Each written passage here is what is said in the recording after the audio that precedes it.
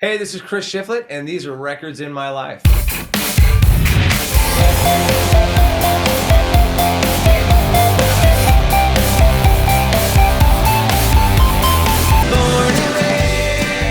How are ya? Well, you got a way more pro setup than I do. I hear people, I see cameras.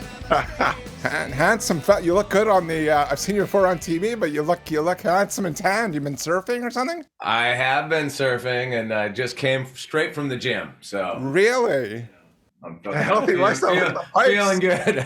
Thanks for having a good sense of humor. It's really important. That's great. Where are you? Where are you? We're in Vancouver, lovely Vancouver, BC. Oh, okay, right on. Awesome. Yeah. Very lovely. And are you in Santa Barbara or? No, I wish. I'm in Los Angeles. Not a bad place to be. No, it's fine. It's fine.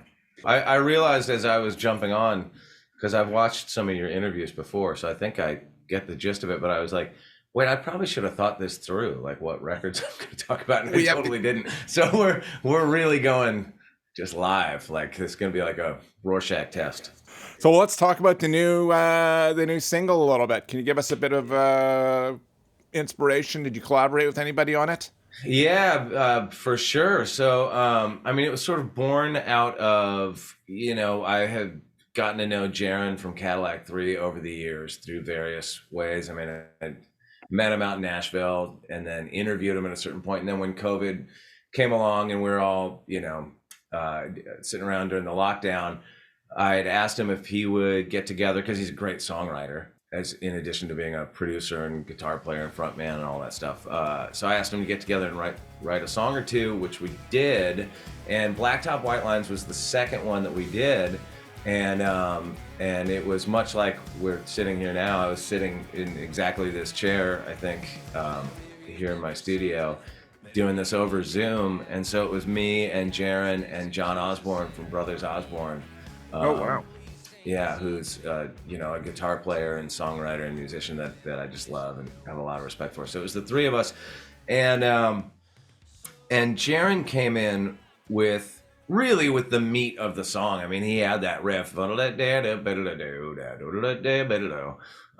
it's sort of like when we were writing it, it had like, I don't know, like a late era Eagles vibe to it or something. It's kind of how I heard it, and then when we got in and recorded it, it kind of morphed into like almost more like a 80s ZZ Top vibe or something, you know what I mean? Like, it's definitely channeling some Billy Gibbons on those guitar solos for sure. I just thought, why not just put out like songs? I'll just go record, and I thought that would free me up. It'd be kind of cool to go record with a bunch of different producers. There's just so many great producers and musicians and stuff that I've always wanted to work with. So the first weekend that I kind of put that plan into action, I went out to Nashville and I recorded those two songs that I put out last summer with Vance Powell producing with an entirely different group of musicians.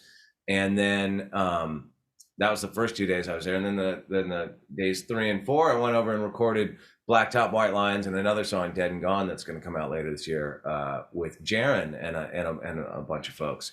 And those two sessions, I think, were kind of sonically different. Like, I think if you listen to Blacktop, like, the through line is me, but everybody else is different, and it sounds kind of sonically a little different. And so, but I like those songs that I did with Vance, so I wanted to get them out there, and it just didn't make sense to have them ultimately wind up on the same record. That was like my initial idea, is like, why put out a record? I could just put out songs. And then, if you're got a tour, you just put out a song and go promote that or whatever, you know what I mean? But my management and my label were like, nah, you should probably eventually put out a record, man. It still makes sense. So yeah, that we met in the middle. That's why it's, the record's not coming out till October.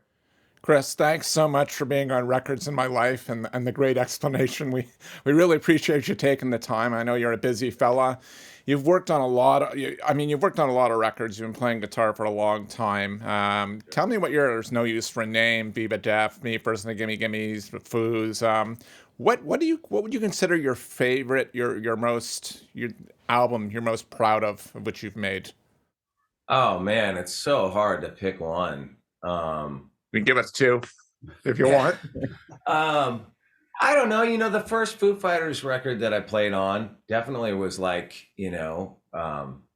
I mean, they all feel great when you make them, but that definitely felt like, okay, I'm officially in this band now. I've been on it because you got to remember I joined right before the third record came out, and I toured it, and then we made the fourth record. So I had been in the band for by the time that record came out, I don't remember the dates, but I'd probably been in the band for a couple of years or whatever. But it's like when you go make a record with your band, you definitely feel like, you know, maybe Right. you can take the part in the bio that says touring guitar player. You can just drop the touring part. You can just leave it at guitarist. You know what I mean?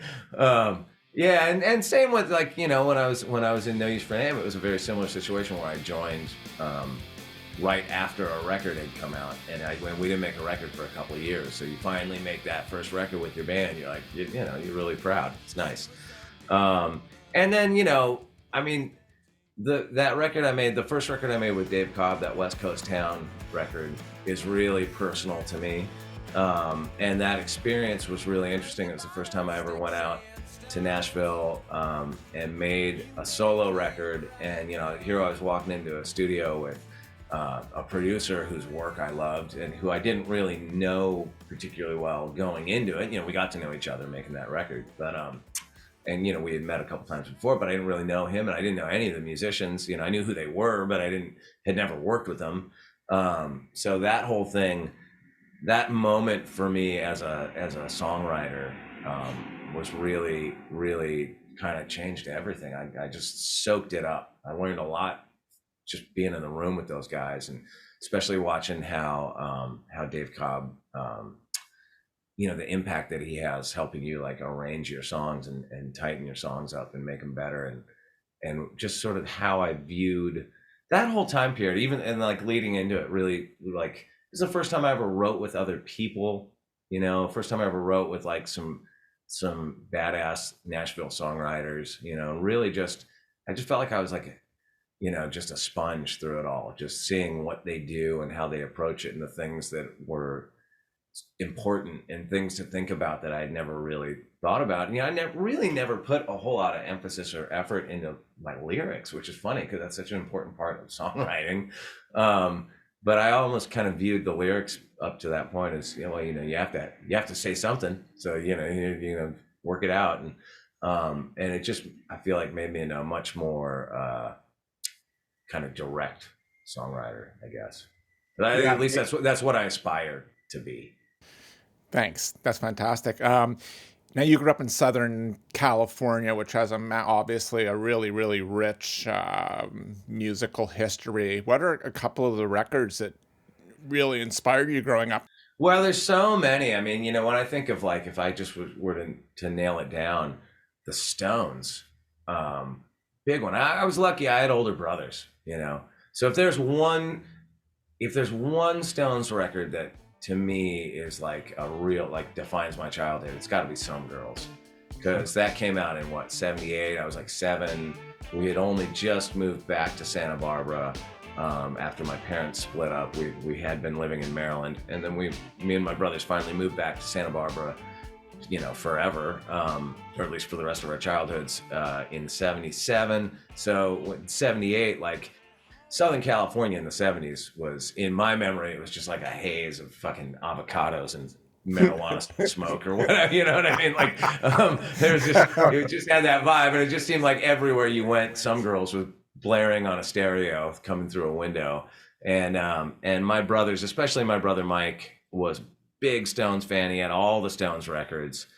He had all the Beatles records. He had a bunch of Elvis, David Bowie, all the stuff you would expect. Like, young kids into classic rock at that time to have. My brothers had. But Stones, Some Girls, that's the one. Excellent. Now, correct me if I'm wrong. You grew up playing soccer. You were playing a lot of soccer. This ties into a question, and I think if I'm right too, you're a big Arsenal supporter. There you go. And yes, we are gonna win the league, and I'm here to tell you, goddamn right. They're having a great run, but this is. I wanted to know who, because there's some, in England, everyone has a club, right? So some of their biggest fans are like David Gilmour and Roger Daltrey, to Yeah. name a couple. So out of those artists, I mean, you probably know there's maybe more. I know Jay-Z, but he's not really an English rock star, obviously. But Wait, is Jay-Z an Arsenal supporter? that's what I read. So I don't. Oh, well, because I'll he tell was you. friends. I'll tell you a good one. I know of a couple of them. One being Steve Earle, Oh, who's he's one of my great. favorite, one of my favorite songwriters of all time. But he's a gunner. But I tell you what, and this makes sense when you think about the Kinks and where they grew up. But I remember a few years ago, I was going to Emirates. Took my wife and kids for the first time to an Arsenal game. And I went into, it was like the will call or whatever little office you go into, and I go in there to pick up my tickets, and I look to my left, and fucking Ray Davies is picking up his tickets.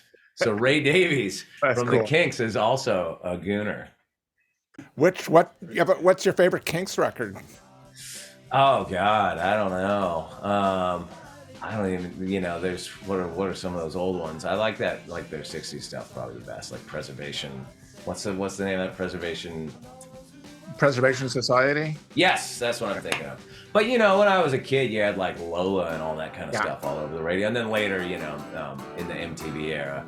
I mean, I love those records too, like Come Dancing and all that. Right. Paranoia.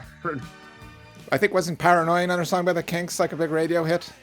Paranoia Will Destroy I don't Ya? remember. Yeah. What's a record you listen to that still gives you that? How did he come up with that riff, or how the hell did they get that down? What came to him? Like every time you listen to it, you're blown away because you're a guitarist, obviously. Honestly, I was never like I love the Eagles. I'm from California and I grew up in the '70s and the '80s. So how can you not love the Eagles? It was just in the ether all the time. But it's like I never like bought Eagles records. There was just a band that was always on the radio.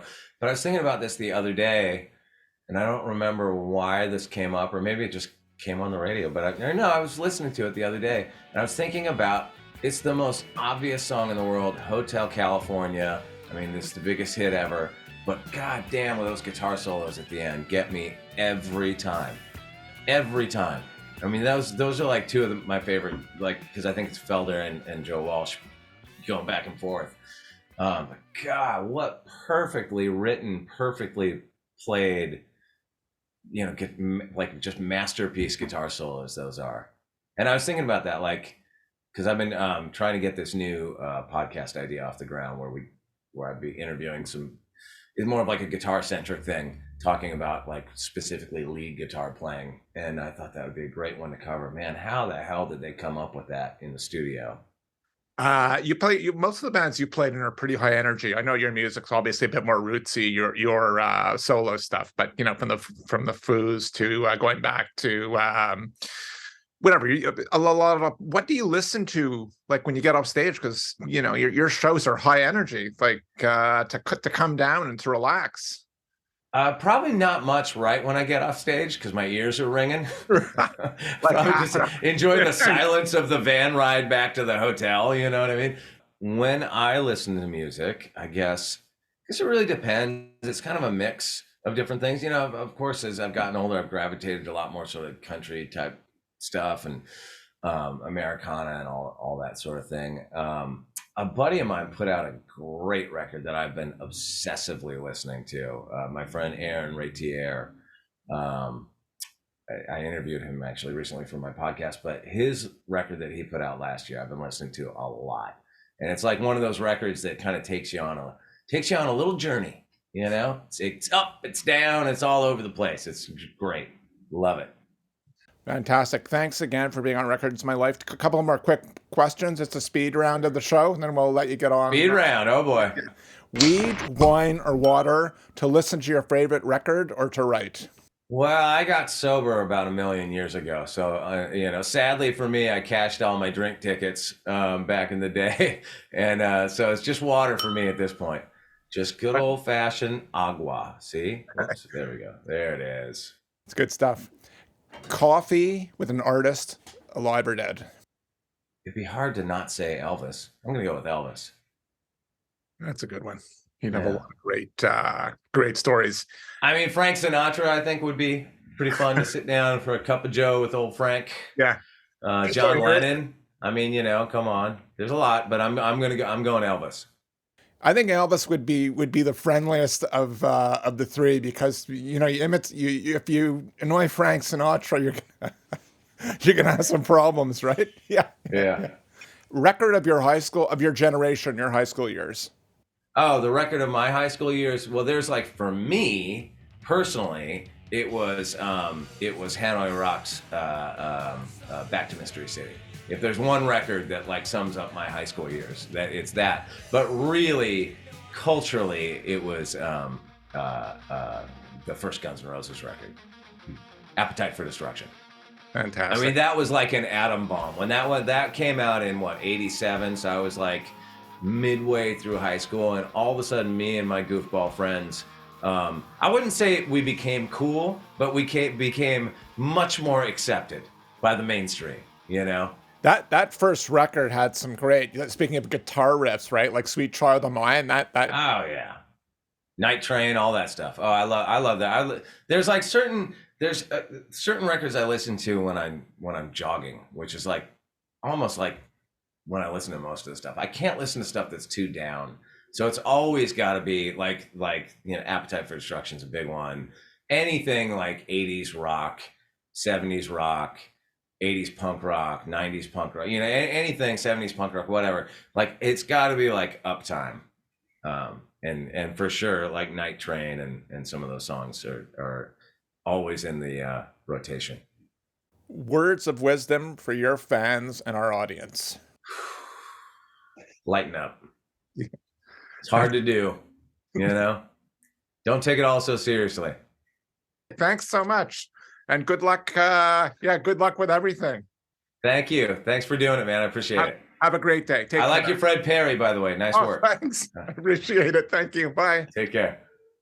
Hi, I'm Mark Henning, the director and editor of Records in My Life. Guess you liked it because we're here at the end of the video, so hit like, leave us a comment, and subscribe.